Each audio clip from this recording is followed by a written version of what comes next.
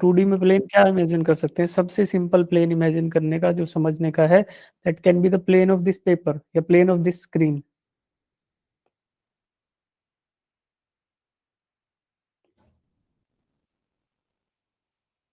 Screen का plane या फिर पेपर का प्लेन, उसी को बोल देंगे 2D प्लेन, ठीक है। 2D क्यों? देखो एक तो इसमें ये है एक्सिस, जिसको बोलेंगे वाई एक्सिस, एक इसी स्क्रीन पे एक्स एक्सिस है। तो एक्स और वाई प्लेन के ऊपर हमारा पूरा जो स्क्रीन का एरिया है, ये पूरा का पूरा एरिया, ये एक प्लेन एरिया है।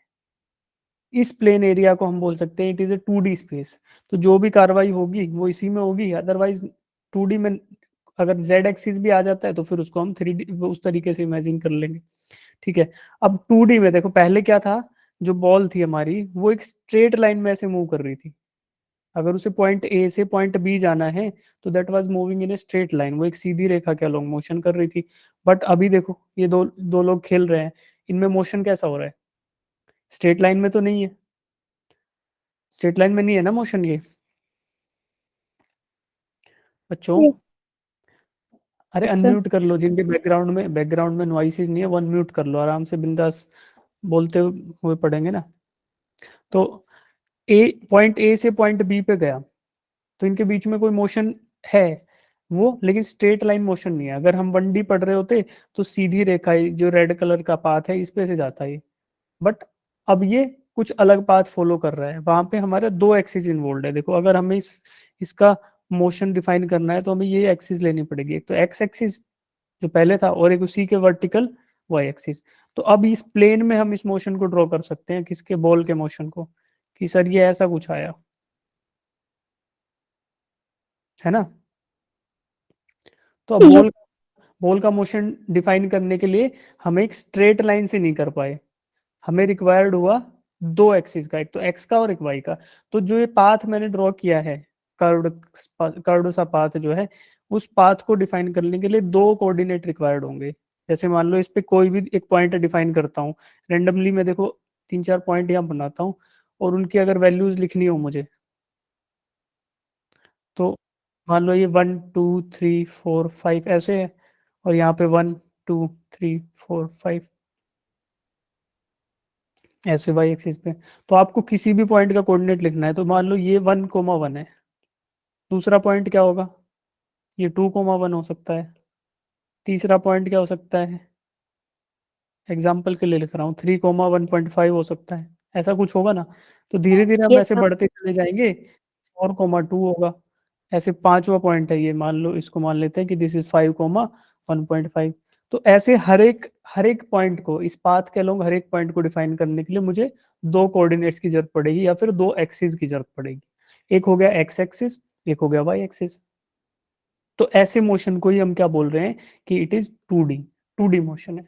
और जो मोशन का प्लेन है वो तो पता चल गया यार, एक्स वाई प्लेन है, ये वाला प्लेन ग्रीन कलर का जिसको मैं शेड कर रहा हूँ, इस प्लेन के अंदर मोशन हो रहा है, इसलिए इसको बोलते हैं प्लेनर मोशन। प्लेनर मोशन भी कभी कभी बोलते हैं। प्लेनर मोशन मतलब ऐसा मोशन जो किसी 2D प्लेन में हो रहा हो। तो ये ग्रीन कलर का जो मैंने प्लेन शेड किया, इस प्लेन के अंदर ये सारा कार्यक्रम घटित हो रहा है।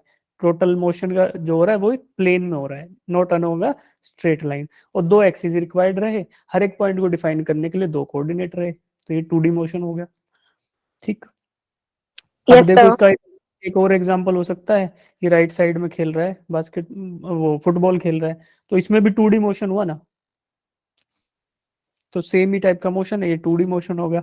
अब इसी को एक पर्टिकुलर नाम है इसी का, जिसको बोलते हैं प्रोजेक्टाइल मोशन। वो देखते हैं, प्रोजेक्टाइल मोशन। प्रोजेक्टाइल का मतलब क्या है? If something is projected.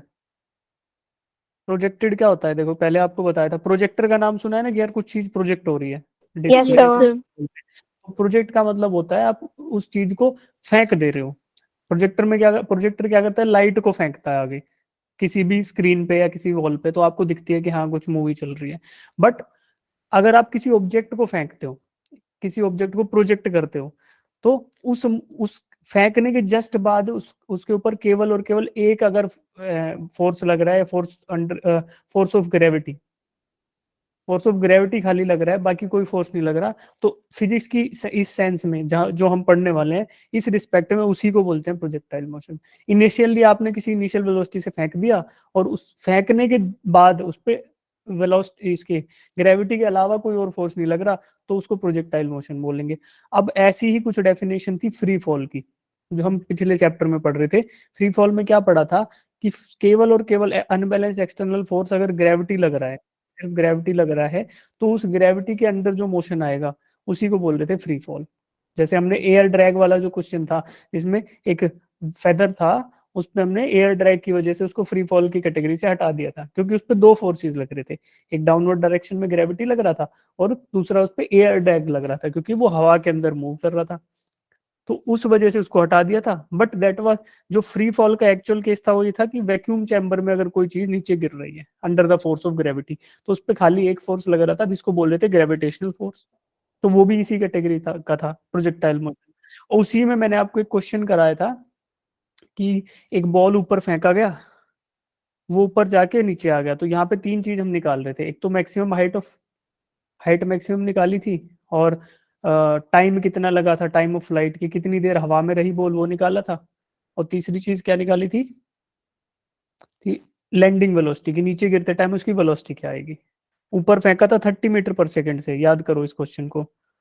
और आपने निकाला था हाइट 45 मीटर आई थी इसमें, और टाइम ऑफ फ्लाइट आया था 6 सेकेंड्स कुछ बच्चों का, और नीचे गिरते टाइम कुछ वेलोसिटी आई थी, जो मैंने आपको बताई थी कि बेटा जिस वेलोसिटी से आप ऊपर फेंकोगे, अगर केवल उस पर ग्रेविटी लग रही है, तो गिरते टाइम भी उसकी वेलोसिटी वही रहेगी। तो मैंने ये चीज आपको बोला था कि ये ध्यान रखो ये चीज। तो वहां पे it was a free fall case, यहाँ था ये फ्री फॉल का केस। बट अगर अब हम क्या करें, अगर हम इस ऑब्जेक्ट को, जो हमने बॉल प्रोजेक्ट करी थी, इस बॉल को अगर हम किसी एंगल पे प्रोजेक्ट करने लग जाएं।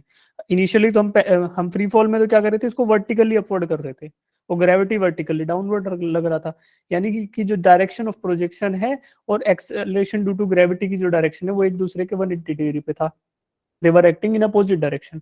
बट अगर 180 के अलावा कोई एंगल होता है, तो मोशन जो है वो चेंज हो जाएगा। अगर मोशन 180 के अलावा कोई एंगल रहता है, तो आपका मोशन जो है चेंज हो जाएगा। देखो अब ये बच्चा इसको किक करेगा, तो ये प्रोजेक्ट हो जाएगी भाई। ये जैसे ही किक करेगा, उसके जस्ट बाद ये बॉल जो है किसी एंगल के ऊपर प्रोजेक्ट हो जाएगी।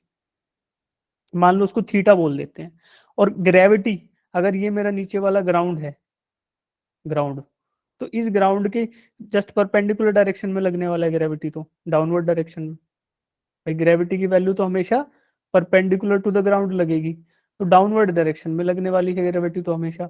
और एंगल ऑफ प्रोजेक्शन थीटा है, और अदर देन क्या है, अदर देन 180 डिग्री। 180 डिग्री, अगर सॉरी अदर देन 90 डिग्री, अगर ये एंगल 90 डिग्री हो जाए तो ऐसा होगा, और ग्रेविटी डाउनवर्ड डायरेक्शन में, तो फिर ये फ्री फॉल वाला केस हो जाएगा। तो इससे हमें ये भी आइडिया लग रहा है कि जो भी हम यहाँ पे इक्वेशंस डिराइव करेंगे प्रोजेक्टाइल मोशन की, अगर उसमें हम थीटा की वैल्यू 90 डिग्री रख देते हैं, तो हमें क्या मिलेगा, फ्री फॉल वाले कंडीशंस मिल जाएंगे, फ्री फॉल वाले सॉल्यूशंस मिलने लगेंगे। ठीक है, तो ये भी ध्यान रखो, जो बच्चे इतना ध्यान रख सकते हैं वो ये भी ध्यान रखो कि अगर प्रोजेक्टाइल मोशन की इक्वेशंस में हम थीटा इक्वल्स टू 90 डिग्री रख देते हैं, तो वो फ्री फॉल का स्पेशल केस हो जाएगा, जो हमने मोशन इन 1D में पढ़ा था। ठीक है, अब मोशन इन 2D है, प्लेन में सारी बात होगी, तो थीटा की वैल्यू अदर देन 90 डिग्री अगर रहे, तो फिर एक मोशन ये फॉलो करेगा, जिसको बोलेंगे प्रोजेक्टाइल मोशन। और प्रोजेक्टाइल का मतलब है कि वी आर प्रोजेक्टिंग समथिंग। लात मारी इसने, जैसे ये किक करेगा, उसके बाद एक इम्पल्सिव फोर्स लगेगा। इम्पल्सिव फोर्स जानते हो कि कोई अमाउंट, किसी amount force, if that force is acting for very small interval of time, तो वो इम्पल्सिव फोर्स इस पे लगेगा। उसके जस्ट बाद ये बॉल जो है प्रोजेक्ट हो जाएगी एट सम एंगल, तो ऐसे जाएगी ये कुछ करके ऐसे उड़ जाएगी। ये तो हमने देखा ही है कि बॉल ऐसे जाएगी जाएगी जाएगी, और फिर कुछ ऐसा फॉलो करेगी, फिर जाके अल्टीमेटली ग्राउंड पे गिर जाएगी। ठीक, अब वो कितनी दूर जाएगी, कितने एंगल पे जाएगी, वो सब डिपेंड करेगा अलग अलग सिचुएशंस पे, हम आगे देखने वाले हैं। पहले देख लेते हैं प्रोजेक्टाइल मोशन के कुछ डेफिनेशन, कुछ बेसिक क्या बोलते हैं उनको, टर्मिनोलॉजी, फिर देखेंगे कि एंगल इन सब का क्या फर्क पड़ेगा। तो हमारा एजेंडा क्या रहेगा, अगर एक बॉल ऊपर उड़ रही है हवा में ऐसे, तो इसमें दो तीन चीजें आएंगी बेटा, कि ये कितनी ऊंचाई तक गई। भाई ऊपर ऐसे जाएगी, फिर नीचे गिर जाएगी ग्राउंड के ऊपर। ठीक है, जहां से चली वहीं से, उसी हाइट पे। तो इसमें क्या हो सकता है, एक तो ये हाइट हो सकती है कि कितनी ऊंचाई इस बॉल ने पाई, मैक्सिमम हाइट कितनी जा पाई ये बॉल, इनिशियल वेलोसिटी की कितनी वेलोसिटी से ये स्टार्ट हुई थी, स्टार्टिंग में इसकी क्या velocity I just after projecting, तो प्रोजेक्शन वेलोसिटी आ सकती है। तीसरा एंगल कितना है, कि कितने एंगल पे आपने इसको प्रोजेक्ट किया, तो वो एंगल हमें दिख रहा है, ये तीसरी चीज। पहली चीज हाइट, दूसरी चीज वेलोसिटी, तीसरी चीज ये हाइट। और एक और चीज हो सकती है जिसको बोलते हैं कि total time of flight, T लिख दें, कि कितना टाइम ये हवा में रही, कितना टाइम ये हवा में रही, टाइम ऑफ फ्लाइट। और एक चीज हो सकती है कि स्टार्टिंग पॉइंट से और जहां पे जाके ग्राउंड पे गिरी वो कितनी दूर जाके गिरी, ये कितनी दूर जाके गिरी। तो ये जो ग्रीन कलर से मैंने अभी हाईलाइट किया, ये वाली दूरी देखो, ये वाली दूरी, ये कितनी दूर जाके गिरी। तो ये 3 4 5 6 चीजें हैं इसमें प्रोजेक्टाइल मोशन में, जिनको हमें निकालना होगा, जिनके बारे में हमें स्टडी करना होगा। बस इतना सा कर पाएंगे तो हमारा कंप्लीट हो जाएगा क्या, प्रोजेक्टाइल मोशन। और इससे रिलेटेड क्वेश्चंस करेंगे तो हमारा सिलेबस इससे रिगार्डिंग पूरा हो जाएगा। और स्टडी के प्रोस्पेक्टिव से बताएं तो पहले 1D में था, 1D के मतलब थीटा 90 डिग्री था, कि आप वर्टिकली इसको प्रोजेक्ट कर रहे थे sir, you are projecting it against the force of gravity 180 degree पे, ग्रेविटी से 180 डिग्री पे आप प्रोजेक्ट कर रहे थे, तो ये वाला एंगल हमारा 180 था। बट अगर ये एंगल 180 से अलावा कुछ होता है तो this is definitely going to follow है पैराबोलिक पाथ, जो हम अभी बताएंगे पैराबोलिक क्या होता है। और उस ये जो मोशन है इसी को बोलते हैं प्रोजेक्टाइल मोशन। कुछ इस तरीके का मोशन रहेगा, ठीक है। अब देखो चलते चलते और चीजें बच गई, वो बाद में बता देंगे। अब प्रोजेक्टाइल मोशन की डेफिनेशंस देखते हैं। Projectile motion of an object thrown और projected into the air subject to only the acceleration due to gravity. अब किसी ऑब्जेक्ट का मोशन है जिसको हवा में फेंका गया, objected thrown projected into air. अब एक्चुअल में तो एयर नहीं है ये, कोई बताएगा एयर के अलावा क्या है ये, प्रोजेक्टेड इनटू एयर लिख दिया है ना, subjected to only the acceleration due to gravity. तो ये बात बिल्कुल सत्य है कि केवल उस पे केवल और केवल एक्सेलरेशन ड्यू टू ग्रेविटी ही लगना चाहिए। The object is called projectile and the motion is called trajectory, trajectory of the projectile. तो जो ऑब्जेक्ट है उसको बोलते हैं प्रोजेक्टाइल। तो प्रोजेक्टाइल का मोशन यानी उस ऑब्जेक्ट का मोशन, उसी को बोल देंगे प्रोजेक्टाइल मोशन। जो पाथ ट्रेवल किया गया वो हो गया ट्राजेक्टरी, उस पाथ को बोलेंगे कि दैट इज ट्राजेक्टरी, ठीक। अब देखो, कोई बच्चा मेरे को बताओ कि एयर की जगह क्या लिखूं तो ज्यादा अप्रोप्रिएट रहेगा। अब तुम्हारी टेस्ट हो जाएगा, एयर की, एयर जो है यहाँ एयर लिखा हुआ है, इसके अलावा मैं यहाँ क्या लिख दूं कि ये ज्यादा करेक्ट हो जाए, बताओ क्या एयर सही है, बताओ कौन कौन है इसमें। Sir atmosphere. नहीं, एटमॉस्फेयर तो एयर ही हो गया बेटा। एयर के अलावा कुछ ऐसा टर्म लिखूं कि ये चीज जो है ज्यादा, देखो फ्री फॉल वाले कंडीशंस इमेजिन करो, फ्री फॉल में हमारे पास दो चीजें थी, उसको याद करो। और मैंने आपको बिल्कुल क्लियरली बताया था कि फ्री फॉल के अंदर हम लोग क्या एज्यूम करके चलते हैं, वही चीज बताओ। Gravitational force. क्या बोला बेटा वैशाली। Gravitational force. नहीं आ रही आपके पास, रुको मैं हेडफोन ही लगा लेता हूँ यार।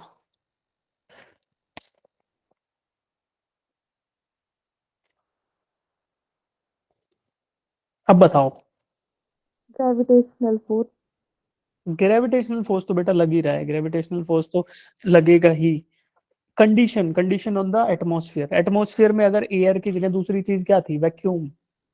भाई मैंने आपको बताया था कि एयर ड्रैग की हम कैलकुलेशन यहाँ नहीं कर रहे, क्या हम एयर ड्रैग को कंसीडर करके चल रहे हैं, नहीं चल रहे बेटा, ना फ्री फॉल में चल रहे थे ना यहाँ।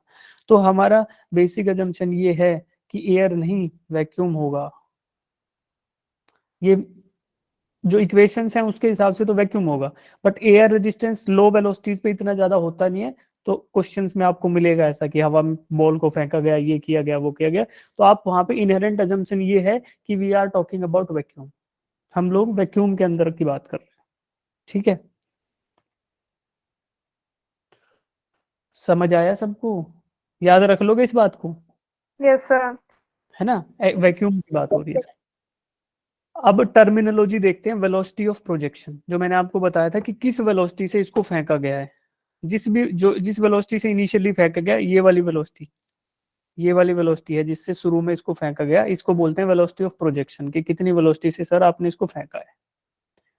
तो डेफिनेशन पढ़ो, the initial velocity with which the object is projected is called velocity of projection. जिस वेलोसिटी से इनिशियली ऑब्जेक्ट को प्रोजेक्ट किया गया तो वही हमारी मिली velocity of projection. Second thing, launch angle, the angle of initial velocity with the horizontal, angle of initial velocity, initial velocity का एंगल है किसके साथ, हॉरिजॉन्टल के साथ।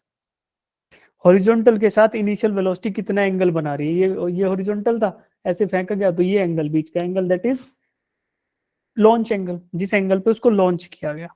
दूसरा, या इसको प्रोजेक्शन एंगल भी बोल सकते हैं, angle of projection, launch angle, projection angle, सब चीजें एक ही है, अलग अलग नाम से क्वेश्चंस में आपको मिलेगा ये। फिर हॉरिजॉन्टल रेंज, एक चीज मैंने आपको बताई थी कि जब बॉल है या कोई भी ऑब्जेक्ट है जिसको हमने प्रोजेक्ट किया, वो एक पॉइंट से स्टार्ट होकर ऐसे जाएगा और फिर नीचे गिर जाएगा। तो जो हॉरिजॉन्टल रेंज का मतलब क्या है, हॉरिजॉन्टल डायरेक्शन में उसने कितना डिस्टेंस कवर किया, कितनी उसने रेंज कवर की। तो ये ग्रीन कलर का जो दूरी होगी, ये है मेरी हॉरिजॉन्टल रेंज। उड़ा, उड़ने के बाद जहां गिरा, स्टार्टिंग पॉइंट और एंड पॉइंट के बीच में हॉरिजॉन्टल जितना डिस्टेंस होगा, दैट इज हॉरिजॉन्टल रेंज, इसको हॉरिजॉन्टल रेंज बोलेंगे। अब इसकी डेफिनेशन क्या है, horizontal range, the horizontal distance travelled by the body during the entire motion is called as horizontal range. पूरे मोशन के ड्यूरेशन में जितना उसने हॉरिजॉन्टल पे यानी कि ग्राउंड पे जितनी दूरी कवर की, that is called as horizontal range.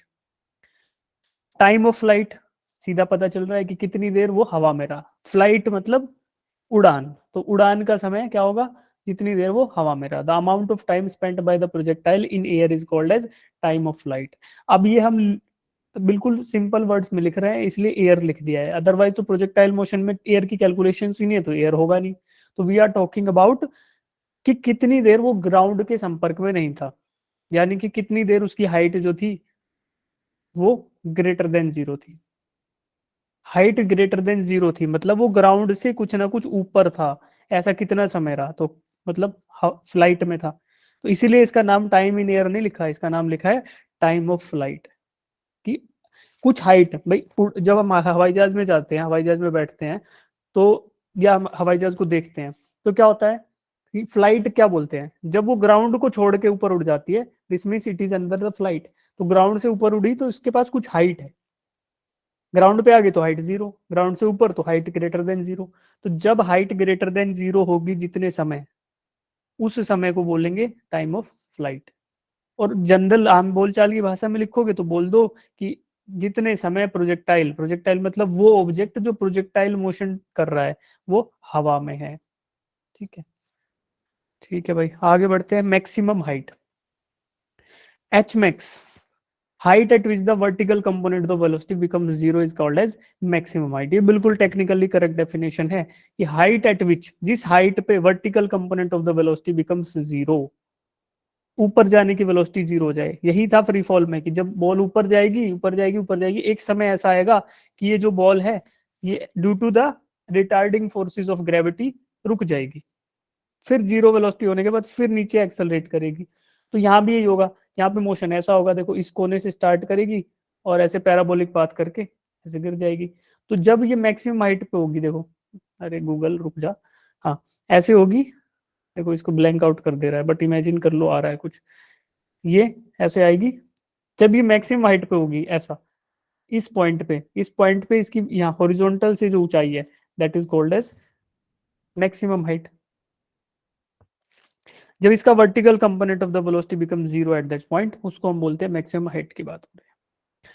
अब इनमें से कोई चीज आपको समझ नहीं आई तो एक बार पूछ सकते हो आप लोग, अदरवाइज धीरे धीरे समझ आ जाएगी। वैसे तो बोलो किसी को किसी पर्टिकुलर डेफिनेशन में दिक्कत है, या कुछ मैंने बताया उसमें लग रहा है कि सर एयर या वैक्यूम या सर ये क्या बता रहे हो, ये थोड़ा कम समझ आया, पूछ लो बेटा। ठीक है, तो देखो अब हमने जो मोशन अभी देखा था उसी मोशन को थोड़ा ऐसे फील करो कि ये ब्लू कलर की बॉल है, वो एक एक पॉइंट करके आगे जा रही है, एक एक पॉइंट करके आगे जा रही है। बट यार ये एनिमेशन दिख क्यों नहीं रहा गूगल मीट पे, अच्छा हाँ, इनिशियल पॉइंट था, इनिशियल पॉइंट से एक एक पॉइंट करके जंप करते हुए जा रही है, ठीक है। तो हमने कुछ कुछ टाइम फ्रेम ले लिए, पहला तो स्टार्टिंग पॉइंट, फिर थोड़ा उससे आगे, फिर थोड़ा टॉप मोस्ट, फिर थोड़ा आगे, फिर बॉटम मोस्ट। तो ये बॉल है, स्टार्ट करी इस पॉइंट से, फिर थोड़ा आगे आई, यहाँ पे रुकी, फिर टॉप मोस्ट पॉइंट पे रुकी, फिर थोड़ा इधर कहीं रुकेगी और फिर नीचे आ जाएगी। तो ये 5 पॉइंट हमने लिए जहां पे हम इसको ऑब्जर्व कर रहे हैं, देखो, ठीक। इन पांचों पॉइंट पे जो है हम कैलकुलेशंस करेंगे, पांचों पे कैलकुलेशन नहीं करेंगे, पांचों पॉइंट पे हम इस बॉल को देख रहे हैं। तो इनके बारे में कुछ खासियत है, वो मैं आपको बता देता हूँ। इन पॉइंट्स के बारे में कुछ कुछ खासियत है। देखो पांचों पॉइंट को एक साथ देखो, एक मैं नंबरिंग कर देता हूँ, 1 2 3 4 5। इन पांचों जगह पे हम स्नैपशॉट ले रहे हैं, मतलब एक फोटो खींच के या फिर उसके ऊपर अपना कंसंट्रेशन करके उसको स्टडी करना चाह रहे हैं। प्रोजेक्टाइल तो आपने फेंका तो एक बार उड़ के चला गया और गिर गया तुरंत के तुरंत, बट हम उसको इमेजिन कर रहे हैं कि यार हम इन इन पॉइंट्स पे उसको देखेंगे और कोशिश करेंगे कि क्या हो रहा है एक्चुअल में उसके साथ। तो जो पॉइंट 1 है, जो पोजीशन 1 है इसकी, उस पे क्या रहेगा, that is the very first point जहां पे हमारा प्रोजेक्टाइल स्टार्ट होगा। प्रोजेक्टाइल स्टार्ट होगा मतलब यहाँ पे ये बॉल है हमारे पास, और ये बॉल प्रोजेक्ट हुई है इस पॉइंट से। तो यहाँ पे अगर आप लिखोगे तो इनिशियल वेलोसिटी यू रहेगी और किसी एंगल थीटा पे रहेगी। Projection angle theta, angle of projection theta, और इनिशियल वेलोसिटी यू, इसको वेलोसिटी को बोलेंगे कि यू वेलोसिटी है स्टार्टिंग में सर। तो ऐसे पॉइंट को बोला कि स्टार्टिंग ऑफ द प्रोजेक्टाइल है, यू वेलोसिटी है। फिर एक पॉइंट नंबर 3 है। पॉइंट नंबर 3 पे देखो कि जो vertical component of the velocity है वो हो जाता है 0, इससे ऊपर नहीं जा रही, इससे ऊपर नहीं जा रही, तो वर्टिकल कंपोनेंट था वो हो गया 0। उसको हम v बोल सकते हैं या फिर बाद में देखेंगे, चलो इसको यू एक्स यू वाई बोलते हैं। तो अब इनिशियल वेलोसिटी यू थी बेटा, ये आप ध्यान रखो कि स्टार्टिंग में इनिशियल वेलोसिटी यू थी, यही तो हम स्टडी करते आ रहे हैं। और फाइनली वो इस पाथ को ट्रेस करके नीचे गिर जाता है आगे, ठीक है। इन सब मोशंस को हम देखते हैं डिवाइड करके अलग अलग टुकड़ों में, अलग अलग टुकड़ों में इसको विभाजित करेंगे। और नीचे मैंने इसका स्टेशनरी बना दिया है पांचों पॉइंट का। तो ये आप देखो, ऊपर तो हो रहा है एनिमेशन, वो देखते रहो, और नीचे आपको उन सब पॉइंट्स का एक एलोबरेट दिख दिया है कि वहां पे क्या क्या कंपोनेंट रहेंगे। अब यहाँ पे आप ध्यान से देखो कि एक तो एक्स एक्सिस है, जैसे मैंने आपको बताया था प्लेन है, पूरा प्लेन ऑफ पेपर रिक्वायर्ड होगा, और एक वाई एक्सिस है। और मोशन जहां हो रहा है वो ये वाला प्लेन है जो हम अब तक देख रहे थे कि एक्स वाई प्लेन के अंदर पूरा मोशन हो रहा है। तो इस मोशन को हम स्टडी कर रहे हैं एक प्लेन में, that is why we are saying कि ये एक प्लेनर मोशन है, ये एक प्लेनर मोशन है। तो ये हमारा अजम्पशन था, और दोनों एक्सिस यूज हो रही है, this means we are talking about a plane. अब प्रोजेक्टाइल है तो दो एक्सिस रिक्वायर्ड हुए, एक तो एक्स और एक वाई। और इनिशियल वेलोसिटी यहाँ पे मैं ड्रॉ करूं उसी बात को जो मैंने आपको बॉल के रिगार्डिंग बताई थी कि एक बॉल थी जिसको किक कर रहा था कोई, इनिशियली प्रोजेक्ट हो गई किसी यू वेलोसिटी से स्टार्टिंग में, और थीटा क्या, that is angle of projection. तो ये हमें स्टार्टिंग मिला, शुरुआत में ऐसा कुछ रहा। फिर अगर मैं u को दो अलग अलग कंपोनेंट में डिवाइड कर दूं, जैसा कि हमने वेक्टर रेजोल्यूशन में पढ़ा है, रेजोल्यूशन ऑफ वेक्टर में क्या पढ़ा था, we can resolve the given vector along the different Cartesian axis. हमारे पास दो एक्सिस है, एक तो एक्स एक्सिस और एक वाई एक्सिस। तो मैं क्या करूंगा, इस u वेक्टर को, velocity is a vector quantity ना, if I divide this vector quantity into two components, if I resolve this vector quantity into two components that are along the x axis and y axis, तो मुझे क्या मिलेगा, देखो एक मिल जाएगा along x axis यानी x axis की direction में, और उसको मैं बोल देता हूं कि इट इज यू एक्स। ये u का ही कंपोनेंट है, वेलोसिटी, इनिशियल वेलोसिटी u का ही कंपोनेंट है, बट x डायरेक्शन में है। और दूसरा बोलूं तो ये हो जाएगा y डायरेक्शन में। y डायरेक्शन में क्या होगा कि it is the component of u itself but it is in the y direction. तो इसको मैं बोल दूंगा स्वाभाविक तौर पे कि u y है, भाई u का कंपोनेंट y में, तो ux और uy। और ux और uy को अगर आप लिखोगे तो ऐसा कुछ बनेगा, देखो triangle, triangle of vector addition अभी वायलेट नहीं हो रहा भाई, हमारे u ऐसे था, ठीक है। इसी में ux कुछ ऐसा है और uy ऐसा है, तो दोनों को ऐड करोगे, वेक्टर एडिशन करोगे तो क्या मिलेगा, u वेक्टर। और मैग्नीट्यूड निकाल रहे हो तो ये हम करते हुए आए कि मैग्नीट्यूड ऑफ वेक्टर u, तो u की वैल्यू क्या रहेगी, it will be under root of U X square plus U Y का स्क्वायर, ये हमने वेक्टर में पढ़ लिया है। और वेलोसिटी एक वेक्टर क्वांटिटी है, इसलिए हम इसको इस तरीके से डील कर रहे हैं कि हमने उसको अलग अलग एक्सिस के अलोंग डिवाइड कर लिया, रिजोल्व कर लिया। ठीक, अब एक्स डायरेक्शन के अलोंग हमारा जो वेलोसिटी है दैट इज यू एक्स, और वाई डायरेक्शन के अलोंग जो वेलोसिटी है दैट इज यू वाई। अब यू वाई और यू एक्स है, तो आप बताओ कि ग्रेविटी तो लग रहा है नीचे, अब कुछ बच्चे मेरे को हेल्प करते चलोगे, ठीक है। ग्रेविटी लग रहा है डाउनवर्ड डायरेक्शन में, this is acceleration due to gravity that is acting in the downward direction. अब ग्रेविटी का इफेक्ट कौन से कंपोनेंट पे आएगा, यू के, यू वेलोसिटी के कौन से कंपोनेंट पे, यू एक्स पे आएगा कि यू वाई पे आएगा। यू एक्स तो हॉरिजॉन्टल डायरेक्शन में है और यू वाई वर्टिकल में है, तो ग्रेविटी कौन से वाले पे इफेक्ट करेगी, सर यू वाई पे। कौन से कंपोनेंट पे करेगी। कितने बच्चे बोल रहे हैं कि सर यू एक्स पे करेगी, हैंड रेज करो कि सर यू एक्स को प्रभावित करेगी ग्रेविटी। और कितने बोल रहे हैं कि यू वाई को करेगी सर, ठीक है। और कितने बोल रहे हैं कि सर दोनों को करेगी, यू एक्स को भी करेगी यू वाई को भी करेगी, ठीक है। ठीक है, अगर यू एक्स खाली एक वेलोसिटी रहा होता इस डायरेक्शन में और ग्रेविटी नीचे रहा होता तो इसको भी करती है, बट क्योंकि हमने इसको हॉरिजॉन्टल कंपोनेंट इमेजिन किया है, क्यों, किसका, यू का, तो हम यू एक्स वाला वही रहेगा जिसपे ग्रेविटी का कोई इफेक्ट हम नहीं मानेंगे, ठीक है। और यू वाई वो रहेगा जिसपे हम ग्रेविटी का इफेक्ट मानेंगे। हमने इसको इसी तरीके से तोड़ा है। अगर बेटा किसी बॉल को मैं हॉरिजॉन्टली ऐसे प्रोजेक्ट करूं यू एक्स वेलोसिटी से, ठीक, यू एक्स बोल रहा हूँ सर, ये किसी का कंपोनेंट नहीं है, इट सेल्फ एक वेलोसिटी है, और डाउनवर्ड में ग्रेविटी लग रहा है, तो क्या ये इसको इफेक्ट करेगी, बिल्कुल करेगी भाई। एक्सेलरेशन की डायरेक्शन में वेलोसिटी मुड़ती हुई चली जाएगी, बट इस केस में ऐसा नहीं है। इस केस में हमने क्या किया, हमने u एक वेलोसिटी थी, हमारी एक्चुअल वेलोसिटी तो u थी, हमने उसको दो कंपोनेंट में डिवाइड किया, यू एक्स और यू वाई। तो यू एक्स ऐसा कंपोनेंट है जिसपे हम ग्रेविटी का इफेक्ट नहीं मानेंगे कि दिस इज द कंपोनेंट जिसपे ग्रेविटी का कोई असर नहीं आएगा, और यू वाई वो कंपोनेंट है जिसपे हम इमेजिन करेंगे कि यहाँ पे ग्रेविटी का असर आएगा। ठीक, अब देखो आप लोग इसको इमेजिन करते हुए चलेंगे, यू एक्स और यू वाई। तो फर्स्ट पॉइंट था वहां तो मैंने मिटा दिया इनको, अब आपको थोड़ा समझ आ गया है। अब केवल और केवल यू वाई के ऊपर ग्रेविटी इफेक्ट करेगी और यू एक्स पे कुछ भी नहीं इफेक्ट होगा, ठीक। अब मैं आपको बोलता हूँ कि टाइम है आपका टी, टी टाइम के लिए ये मोशन हुआ सारा का सारा, टोटल टाइम ऑफ फ्लाइट को मान लेते हैं टी।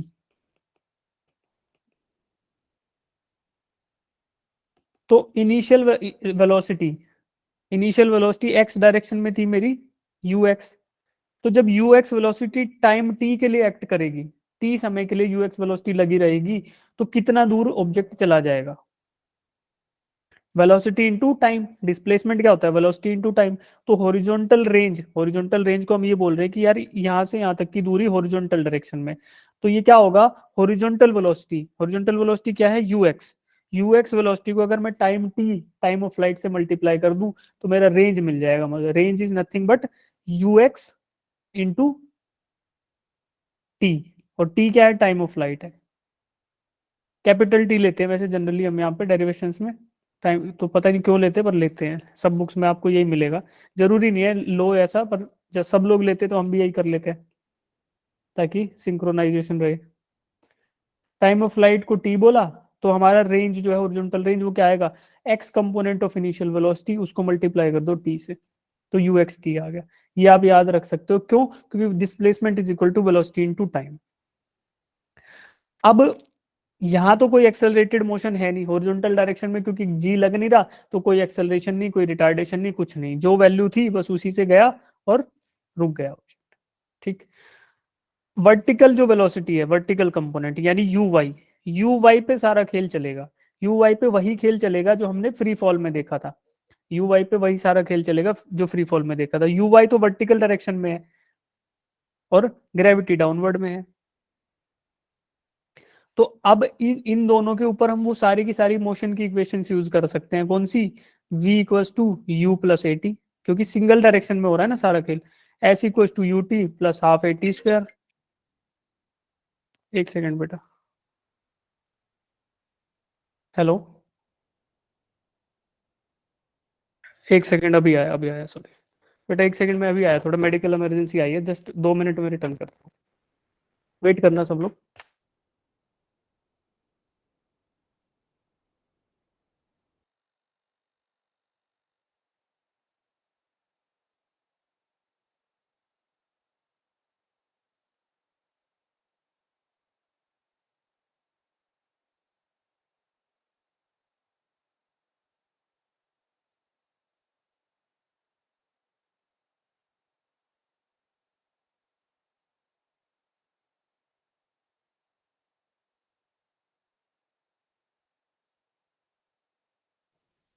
हेलो हेलो हेलो, सुन पा रहे हो बेटा?